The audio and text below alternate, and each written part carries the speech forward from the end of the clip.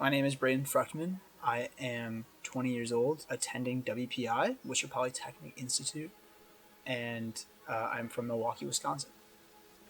I like to say, I think that it was like 7 or 8 years old. My parents say it was younger than that. I did this summer adventure camp where we did some outdoor climbing, and I did that when I was 6, and from then on, it was just like I just got hooked on it.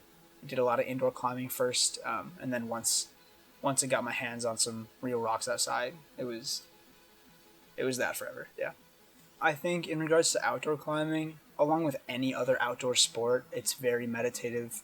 I mean, just being out in nature is really relaxing.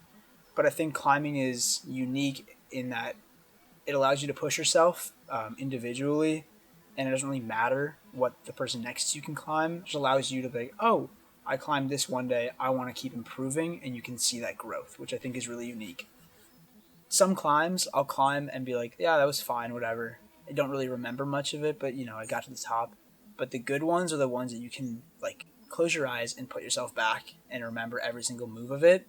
And that's one of those routes where I was like, it was just so peaceful and just incredible that I just remember the entire experience of it. As far as training goes, I really don't train. I should, but I don't. I'm not really into climbing for I want to be the best climber. It's never really been about that. I love pushing myself, but I guess I don't care enough to put in the time that it would take to like reach that next level. Although I'd love to get there. I don't know if I care enough to really put in that kind of effort.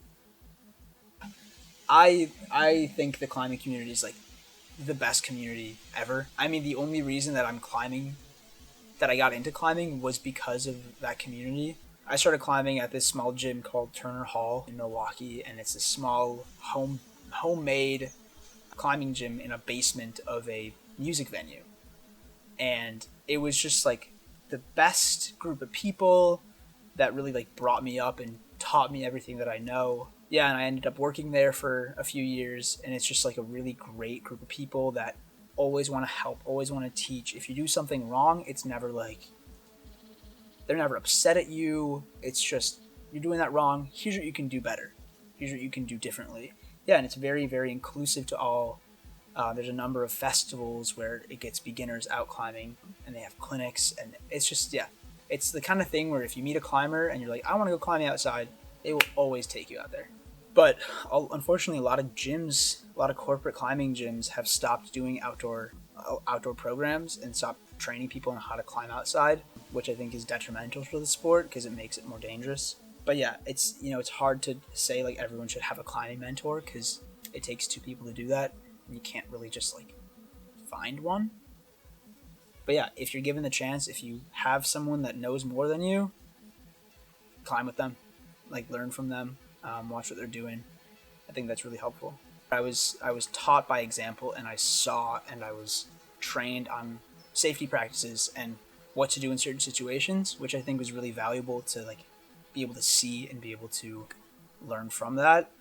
But plenty of people are learning from videos and from books, and while I think that's really helpful and you gain a lot of knowledge from that, it has its disadvantages where you don't know what it should look like apart from a picture. My unrealistic like climbing goals, I really would love to climb Fitzroy and Cerro Torre in Patagonia. I've never done any kind of alpine climbing. It'll be a while before I do, but those are just beautiful, beautiful peaks in Patagonia. Cerro Torre, actually, I probably won't be able to climb because climate change is making it really hard and really dangerous, unfortunately. A lot of my time is spent on Mountain Project. That's where it's a huge database for climbs and routes across the world. So yeah, I spend too much time on Mountain Project, but it's a fun time to see some cool climbs. I think I do think it is more climbing fitting into engineering. Maybe not as much as it should be, but I think that climbing is such a important aspect of my life that I'm not willing to have that compromised. which I think is totally fair and should be the case for anyone that has a passion. So I think in terms of course load, if I need to do something, if I haven't been climbing in a week and I'm like really craving it, maybe I will put less work into an assignment in order to get that kind of mental reset that I think is so crucial as an engineering student. I think that is every student should have that time to be able to reset. But yeah, I mean, workload for the most part comes first.